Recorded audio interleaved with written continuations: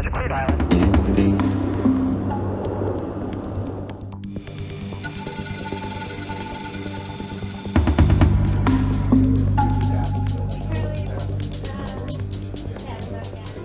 As the Southeast Region Commander, we set this mission up as a region mission rather than a specific wing, just simply because of the size of it and the fact that we knew that it would take far more than just one wing to respond to something this significant.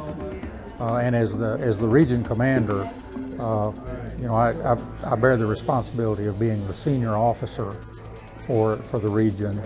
And as a result, it's my responsibility to ensure the success of our response to this disaster. Change line frequency 121.0. That's it.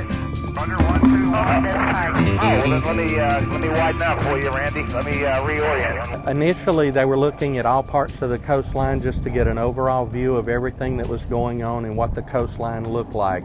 Then as days progressed and the oil progressively got closer, then they started focusing on key areas such as inlets into the inland waterways, openings where there may be pipelines or anything that could bring the water from outside in the bay area inside internally to the land area. Contains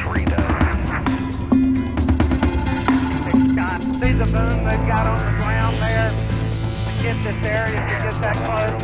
And change line frequency. It's amazing how it changes from day to day. One day the oil will be closer in towards shore, and depending on the weather, the currents, the wind direction, the next day it may be almost clear.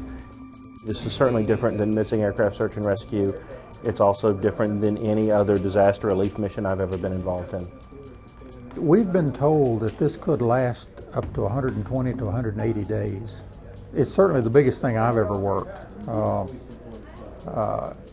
I was not actively involved in the response to Katrina, but my personal opinion is that if this has not exceeded the effort for Katrina, it probably will before it's over with.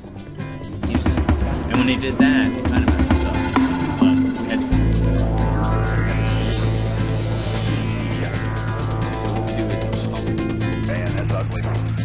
We've gotten a lot of very positive feedback from the people that we've supplied photos to.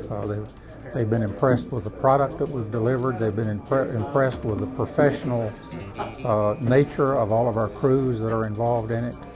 I think sometimes they're very surprised that we're all doing this as volunteers. It feels just like it has on every other mission I've ever been on for CAP, particularly disaster relief. It's wonderful. It's a team, a large team, pulling together, getting the job done. The things that people who've not done this expect to see, the turf wars, the infighting, are not there. It's a wonderful experience.